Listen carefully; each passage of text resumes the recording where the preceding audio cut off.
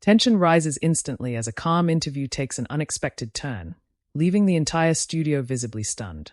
What happens when a routine conversation on live television takes an unexpected turn? Make sure to subscribe to Prime Voice and like and comment for more real talk show coverage. It was supposed to be a straightforward guest segment.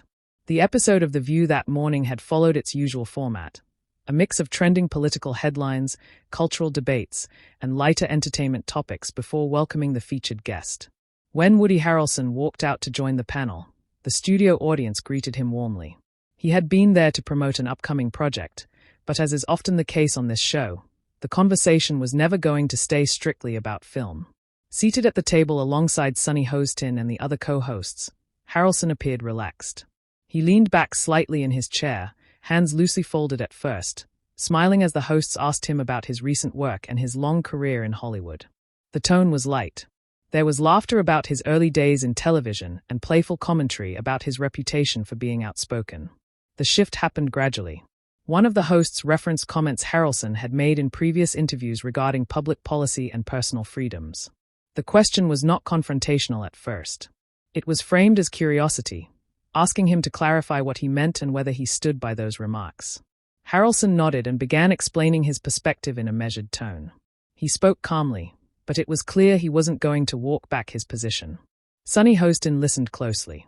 As someone known for approaching discussions from a legal and policy-focused standpoint, she waited until he finished before responding. Her posture straightened, and her tone became more precise. She acknowledged his right to hold his views but expressed concern about the broader implications of what he was suggesting. She referenced public health responsibilities and the impact of public messaging from celebrities with large platforms. At this point, the atmosphere in the studio subtly changed. The audience, which had been laughing moments earlier, grew quieter. Harrelson responded respectfully but firmly. He clarified that he was speaking from a personal freedom standpoint, emphasizing that he believed individuals should be able to question institutions and policies without being dismissed. His voice remained steady, but he leaned forward now, signaling engagement. Hostin interjected with a follow-up, pressing him on whether questioning certain policies without offering evidence might unintentionally contribute to misinformation. She did not raise her voice, but her delivery became more pointed. She cited general data and legal frameworks, underscoring the responsibility that comes with influence. Harrelson did not interrupt her. He waited, then replied that skepticism, in his view, was not inherently harmful. He emphasized that dialogue and debate were part of a healthy democracy. He also made it clear that he wasn't advocating for reckless behavior but rather for open discussion. The tension wasn't explosive. It was controlled, deliberate, and rooted in genuine disagreement. Other co-hosts briefly attempted to mediate, offering bridging comments like, "I think what Sunny is saying is," or maybe what Woody means is, common techniques on live panel shows to keep conversations from becoming too sharp. But neither Harrelson nor Hostin backed away from their positions. The exchange remained civil, but it grew more serious. Harrelson's body language shifted from relaxed to attentive. He kept eye contact with Hostin, occasionally gesturing with one hand to emphasize a point. Hostin mirrored that intensity with careful phrasing and legal framing.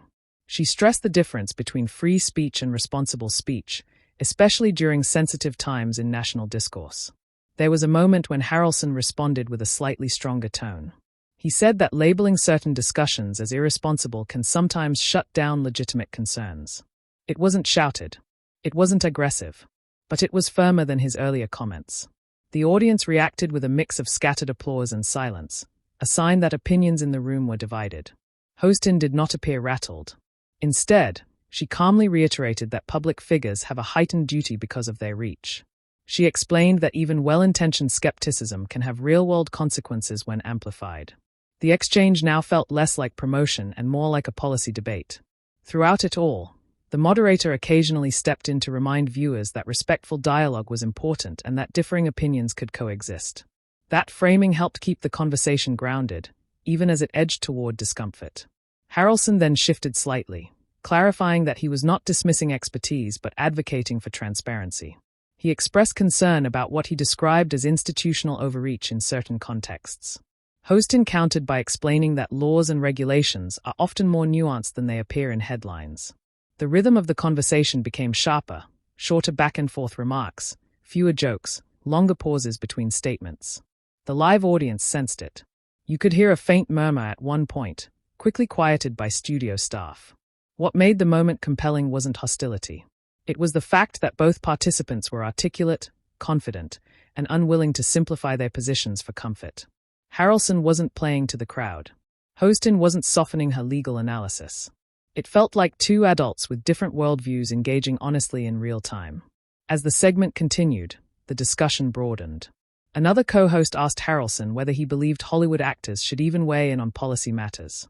That question seemed to diffuse the tension slightly, drawing a small laugh from him. He responded that he's often asked about these topics and prefers to answer honestly rather than avoid them. Hostin agreed that honesty was important but reiterated that influence carries weight. She noted that misinformation lawsuits and regulatory debates have shown how complicated the landscape is. The tone was still serious, but it had stabilized. By the time the first commercial break approached, the atmosphere felt different from when it began. The easygoing promotional chat had transformed into a thoughtful but firm exchange about responsibility, speech, and public influence. As the camera pulled back and the show transitioned to break, Harrelson and Hostin exchanged a brief nod, not in agreement, but in acknowledgement. The conversation had been direct, at times tense, but contained within the boundaries of live daytime television. And as viewers at home watched it unfold, many likely sensed they had witnessed something rare for a promotional segment. Not an argument for spectacle, but a genuine clash of perspective handled in real time, without theatrics, and without retreat. When the show returned from commercial break, the tone in the studio was noticeably steadier, but the seriousness remained. The camera cut back to the table, and you could see that the energy had shifted from promotional banter to focused discussion. Woody Harrelson sat slightly forward in his chair now, hands loosely clasped on the table. Sunny Hostin maintained her composed posture, notes in front of her, prepared to continue. The moderator gently reset the segment for viewers who might have just tuned in, summarizing that the panel was discussing public responsibility, influence, and how celebrity commentary intersects with policy debates. That reset mattered. It reframed the exchange as a broader conversation rather than a personal clash. Harrelson was invited to expand on something he had said before the break, specifically, his view that questioning institutions should not automatically be equated with spreading harm. He spoke calmly, explaining that throughout history, skepticism has often led to reforms and accountability. His tone wasn't confrontational, it was reflective. He acknowledged that experts play an important role but said he believed open dialogue should never feel restricted. Hostin listened without interruption. When she responded, she chose her words carefully. Drawing from her legal background, she explained that there's a difference between critical inquiry and amplifying claims that haven't been substantiated. She wasn't accusing him of intentionally misleading anyone, but she emphasized that public statements can take on a life of their own once they circulate online. At this point, the rhythm of the conversation became more deliberate. Harrelson nodded as she spoke, but when it was his turn, he clarified that he never intended to position himself as an authority. He said he was speaking as a citizen who values transparency. He added that sometimes public trust erodes when people feel their concerns are dismissed outright. There was a brief pause after that statement. The audience remained quiet, attentive. One of the co-hosts stepped in with a mediating comment, suggesting that perhaps the real issue wasn't disagreement itself, but how conversations are framed. That observation seemed to momentarily soften the atmosphere. Still, Hostin returned to her central point. She explained that in times of heightened public anxiety, messaging matters more than ever. She referenced the role of media amplification and how soundbites can sometimes distort nuance. Her delivery remained steady, but her emphasis was firm. She wanted to make clear that public discourse carries consequences beyond the studio table. Harrelson responded by acknowledging that nuance often gets lost. He agreed with that point. But then he added that sometimes people conflate questioning with denial, and that distinction matters to him. His voice rose slightly in intensity, not in volume, but in conviction. He leaned forward, elbows lightly touching the table, signaling that this wasn't a casual aside for him. The moderator noticed the tightening energy and gently reminded both participants that the goal was conversation, not conversion. That reminder was subtle but important. It kept the exchange grounded in dialogue rather than debate scoring. The discussion then broadened to the role of social media. Hostin pointed out that statements made during interviews can circulate without context within minutes. She stressed that influential figures must anticipate how their words might be interpreted by diverse audiences. Harrelson agreed that social media complicates everything. He admitted that clips can strip away context, but he also said that self-censorship out of fear of misinterpretation isn't the solution. The audience reacted with light applause at that remark, though not overwhelmingly. It reflected the divided nature of the issue. Inside the studio, the applause was brief and then faded quickly, as if viewers were mindful of the seriousness of the discussion. At one point, another co-host asked Harrelson whether he felt misunderstood by mainstream outlets. That question seemed to resonate. He paused before answering, choosing his words carefully. He said that sometimes complex positions get reduced to headlines, and that can create caricatures of people's views. He wasn't blaming any specific outlet, but he expressed frustration with oversimplification. Hostin responded by acknowledging that media framing can be imperfect. However, she reiterated that clarity is crucial when discussing sensitive policy matters. She explained that lawyers and policymakers rely on precise language for a reason, because ambiguity can have ripple effects. There was a noticeable shift in pacing at this stage. The back and forth became slightly quicker. Harrelson would make a point, Hostin would respond with a clarifying question, and he would refine his answer. The exchange felt less like disagreement and more like structured debate, though the tension was still present. The most pointed moment of this portion came when Hostin asked directly whether Harrelson believed there should be any limits on public commentary during sensitive national issues. It wasn't accusatory, but it was direct. The studio grew very quiet. Harrelson answered thoughtfully. He said he believes in accountability but is wary of gatekeeping speech. He emphasized that misinformation should be corrected with evidence rather than silenced. His tone remained respectful, but he was clearly standing firm. Hostin nodded but challenged the practicality of that approach. She explained that corrective information often travels slower than sensational claims. That, she argued, is where responsibility comes in.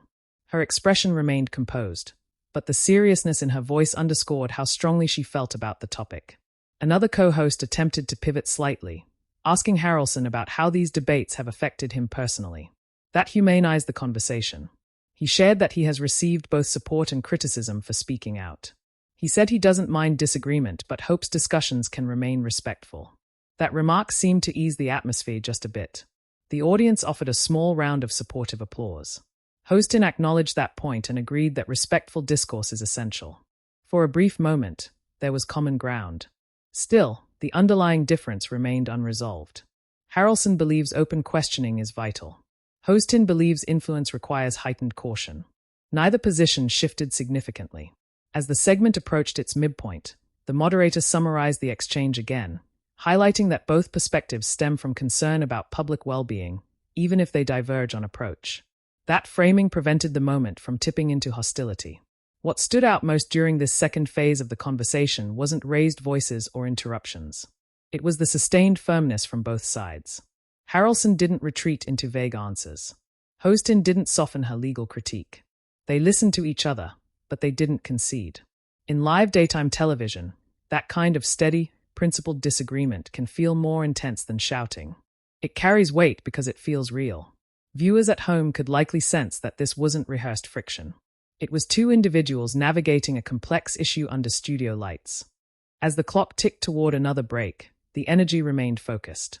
The moderator hinted that they would continue the discussion after addressing a few audience questions. That announcement signaled that the topic had clearly resonated, enough to extend beyond a standard promotional interview. The camera pulled back slightly, capturing the entire panel. Harrelson adjusted his posture again, taking a small sip of water. Hostin reviewed her notes briefly. Neither looked agitated, but both appeared fully engaged. And as the show transitioned into the next segment, it was clear that what began as a routine guest appearance had evolved into something more substantial. A careful, persistent exchange about responsibility, speech, and the complexity of influence in the modern media landscape. As the show moved into the next portion of the segment, the moderator invited questions from the studio audience, something that doesn't always happen during promotional interviews but can be used when a topic clearly resonates. The camera panned briefly across the crowd before settling back on the table. The energy in the room felt attentive rather than tense, the kind of quiet that signals people are listening closely. Woody Harrelson sat upright, shoulders squared but relaxed. Sunny Hostin maintained her composed expression, hands folded lightly over her notes. The earlier exchange had established clear differences between them, but there was no visible hostility. Instead, there was a seriousness that suggested both understood the weight of the conversation. The first audience question came from a woman who asked how public figures can balance personal convictions with public responsibility. It was framed respectfully, and it gave both Harrelson and Hostin room to clarify their positions without directly challenging each other again. Harrelson answered first. He said that balance is the key word. He acknowledged that having a large platform means people are listening in ways they might not listen to others. He emphasized that he tries to speak honestly without presenting himself as an expert. He added that, in his view, encouraging people to think critically is not the same as instructing them what to believe. Hostin responded by agreeing that encouraging critical thinking is valuable. However, she carefully explained that influence is rarely neutral. When someone with a significant audience questions institutions, it can unintentionally validate skepticism that may not be grounded in verified information. Her tone was measured, almost instructional, as if she were guiding viewers through a legal argument rather than debating a guest. The moderator stepped in briefly to highlight that both were discussing intent versus impact, a subtle but important distinction. That reframing kept the discussion analytical rather than personal. The next question shifted slightly, asking whether Hollywood culture pressures actors to adopt certain political stances. Harrelson smiled faintly at that. He admitted that there can be industry expectations, but he insisted that his views are shaped by personal experiences rather than professional pressure. He made it clear that he doesn't see himself as representing Hollywood consensus. Hostin listened, then asked a follow-up question that brought the discussion back to responsibility. She asked whether he believes audiences always distinguish between personal opinion and implied authority when a well-known actor speaks. Her phrasing was calm but direct. Harrelson paused for a moment before answering. He acknowledged that not everyone makes that distinction. He said that's precisely why open conversation matters, so that different viewpoints can coexist and be evaluated. He leaned slightly forward as he spoke, reinforcing the idea that he was not dismissing concerns but advocating dialogue. There was a moment where another co-host gently interjected, suggesting that perhaps the disagreement wasn't about whether discussion should happen, but about how it should be framed. That observation seemed to ease the intensity again. Both Harrelson and Hostin nodded subtly, recognizing that common thread. Still, Hostin returned to a key concern. She referenced the speed at which misinformation spreads in digital spaces and the legal challenges involved in addressing it. She clarified that her argument wasn't about silencing dissent but about understanding real-world consequences.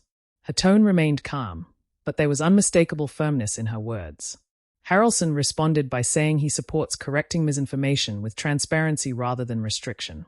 He emphasized that labeling discussions as dangerous can sometimes alienate people further. His voice remained steady, but there was a slight tightening in his expression, not anger, but conviction. The studio audience reacted with a mixture of thoughtful silence and light applause at different moments. It wasn't a one-sided reaction. You could sense that viewers were processing rather than choosing sides outright. As the conversation continued, the moderator attempted to draw out areas of agreement. She asked both participants whether they believed institutions should communicate more clearly to rebuild trust. That question shifted the tone slightly from disagreement to problem-solving. Harrelson agreed that clearer communication would help. He said that transparency reduces suspicion.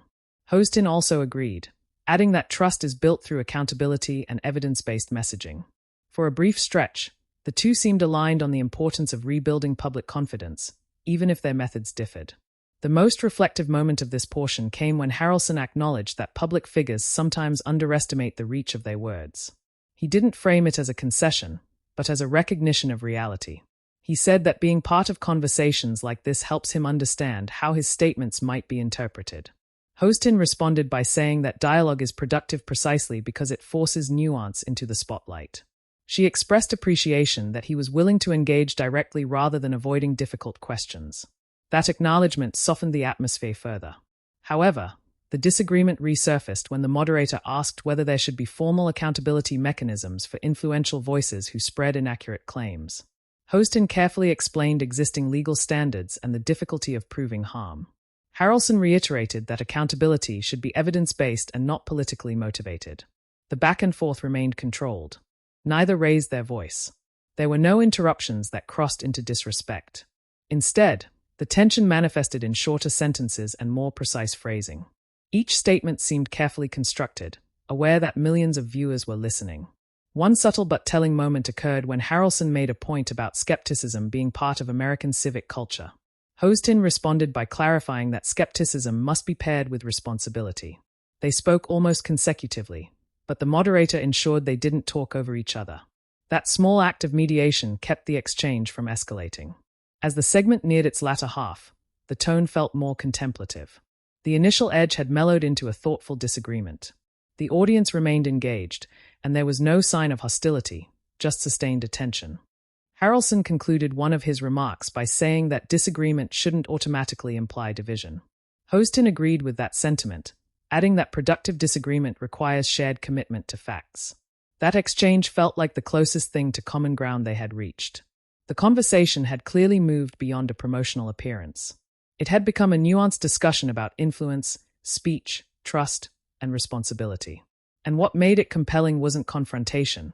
It was the refusal of either participant to simplify their perspective for comfort. As the moderator signaled that they would soon pivot back to discussing Harrelson's film project, there was a noticeable exhale in the room. The atmosphere wasn't tense in a dramatic sense, but it had been intellectually demanding. You could sense that both the panel and the audience recognized the gravity of what had just been discussed. Still, the segment wasn't over. And while the tone had steadied, the core difference in perspective remained intact, a difference that would continue to shape the final portion of the conversation. As the moderator gently guided the conversation back toward Woody Harrelson's latest film project, there was a noticeable shift in the studio's atmosphere. The intensity that had defined the earlier discussion softened, but it didn't disappear entirely. It lingered beneath the surface, shaping the tone of what followed. Harrelson began speaking about the film, its themes, the character he portrays, and why the story resonated with him. His voice was steady and measured, almost reflective. It felt like a return to familiar territory. The audience responded with light laughter at a humorous anecdote from the set, and for a moment, the segment resembled a traditional promotional interview again. But even within that lighter tone, the earlier exchange influenced the rhythm of the conversation. When one of the co-hosts pointed out that the film itself explores themes of institutional trust and individual conviction, the connection to the previous debate was obvious. It wasn't framed as a challenge, but it naturally reopened the broader topic. Sunny Hostin took that opportunity to ask whether Harrelson sees art as a platform for exploring controversial issues. Her question was calm and thoughtful, without the pointed edge of earlier remarks. Still, it invited him to clarify his philosophy. Harrelson explained that he believes storytelling allows people to examine complex subjects without the immediate pressure of policy arguments. He said that film can create space for reflection rather than reaction.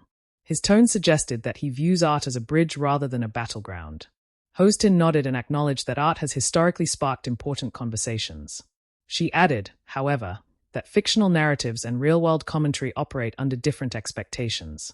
It was a subtle return to her earlier argument about responsibility, but framed in a more conceptual way. The moderator noticed the overlap and carefully asked whether both of them believed that dialogue, whether through art or direct discussion, ultimately strengthens public understanding. This time, both answered in agreement.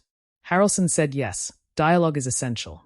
Hostin agreed, emphasizing that informed dialogue is the goal. That shared affirmation seemed to stabilize the energy in the room. The audience responded with gentle applause, perhaps relieved to hear alignment after sustained disagreement. Still, the conversation wasn't entirely settled. One of the co-hosts raised a question about how public figures handle criticism when their views generate backlash. Harrelson admitted that it can be challenging. He said that he tries not to personalize criticism, but he also acknowledged that public scrutiny is part of the territory. Hostin responded by explaining that scrutiny is often intensified when issues involve public safety or policy. She made it clear that critique is not necessarily condemnation, but part of democratic discourse. Her tone was instructive but not adversarial. There was a brief moment when Harrelson responded with slightly more emphasis. He said that while criticism is fair, labeling people in extreme terms can shut down conversation. His delivery was controlled, but there was a firmness that echoed earlier moments in the segment. Hostin did not interrupt. She waited, then clarified that accountability and labeling are not the same. She emphasized that disagreements can remain respectful without minimizing concerns. The exchange was concise, almost surgical in its precision. What stood out in this phase was how both adjusted their tone. Earlier, the conversation carried sharper edges. Now, even when they disagreed, Their phrasing was slower, more deliberate. It was as if both recognized the value of recalibrating in real time. The moderator then introduced a viewer poll result related to public trust in media and institutions. The results showed a divided audience, not overwhelmingly one-sided. That data point added context to the entire exchange. It demonstrated that the debate unfolding at the table reflected broader national conversations. Harrelson commented that division often signals a need for better communication. Hostin agreed, but reiterated that clarity must be rooted in verifiable information. Their perspectives remained distinct, but the temperature of the discussion had cooled. Another co-host asked Harrelson whether he would approach future interviews differently after this experience. He smiled slightly and said he values open exchange, even when it's uncomfortable. He added that he doesn't expect everyone to agree with him, and that disagreement doesn't equal hostility. Hostin responded by saying that productive discomfort can be valuable. She acknowledged that challenging conversations are part of meaningful dialogue. There was a sense, at this point, that both were aware of how the segment might be perceived outside the studio. The body language at the table reflected that awareness. Harrelson's posture was upright but relaxed. Hostin's hands rested calmly on the table. Neither appeared defensive. Instead, there was a subtle mutual respect in the way they listened to one another. As the segment approached its final stretch, the moderator summarized the discussion once more. She highlighted the central themes: free expression, responsibility, trust, and the complexity of influence. She thanked Harrelson for engaging thoughtfully and thanked Hostin for bringing her legal perspective. The audience responded with sustained applause, not explosive, but appreciative. It signaled recognition that the conversation had remained civil despite clear disagreement. Harrelson then made a final reflective remark about valuing spaces where ideas can be exchanged face-to-face rather than through fragmented online clips. That comment seemed to resonate broadly. Hostin agreed that direct dialogue reduces misunderstanding. For a moment, the earlier tension felt like a necessary phase of a larger, constructive exchange. The segment had not resolved the philosophical divide, but it had demonstrated that serious disagreement could unfold without theatrics. As the moderator prepared to close the segment, there was one last exchange. Hostin reiterated that public influence carries weight. Harrelson responded that with influence comes the opportunity to encourage thoughtful inquiry. They didn't merge their viewpoints, but they acknowledged each other's intentions. The cameras widened slightly, capturing the entire panel and the studio audience.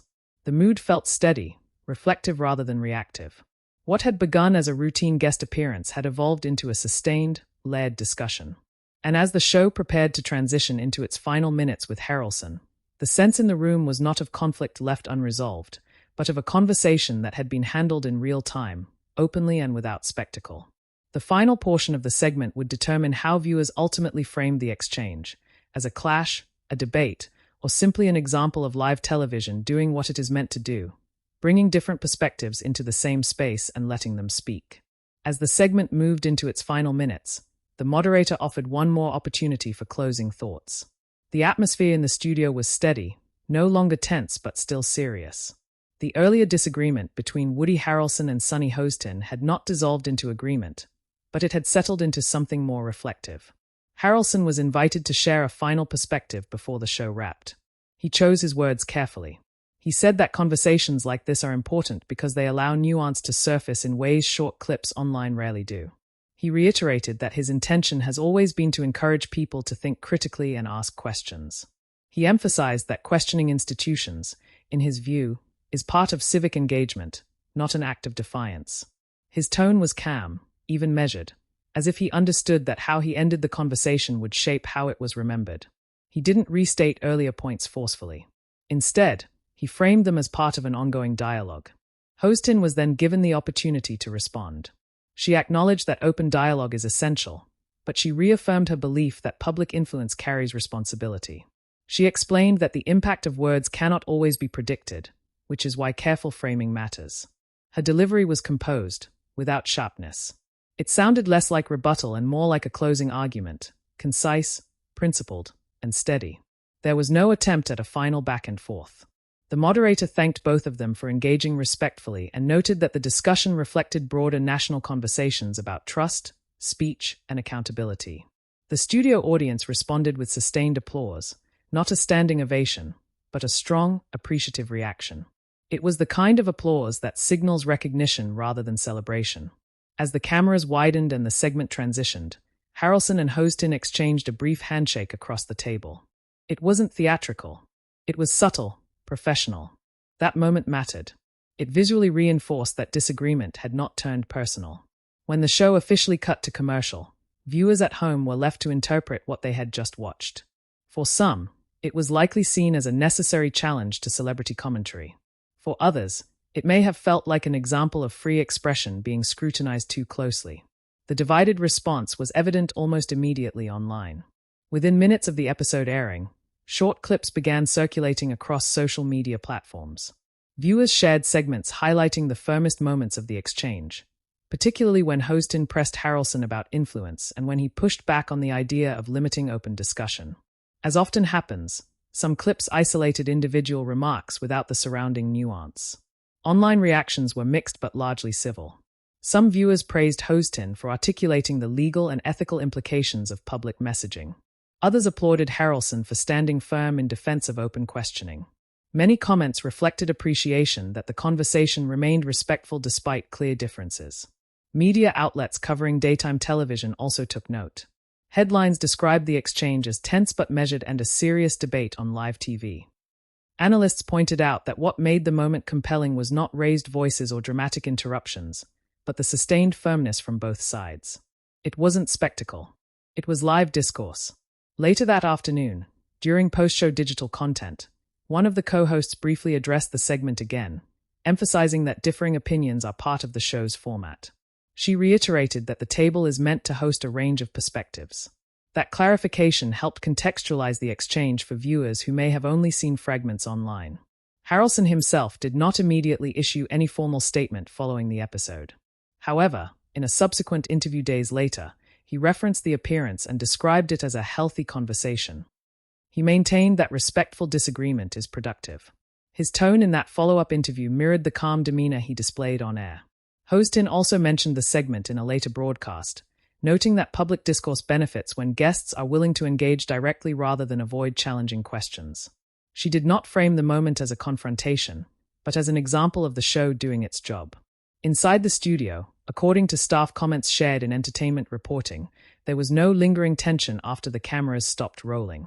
The panel reportedly resumed casual conversation during the commercial break, underscoring that the disagreement had been professional, not personal. For regular viewers of The View, the exchange fit within the show's long history of spirited discussions. What set it apart was the clarity with which both Harrelson and Hostin articulated their positions. Neither relied on slogans. Neither attempted to outtalk the other. The seriousness of the topic demanded focus, and both delivered it. In the broader context of daytime television, moments like this illustrate the balance talk shows attempt to strike.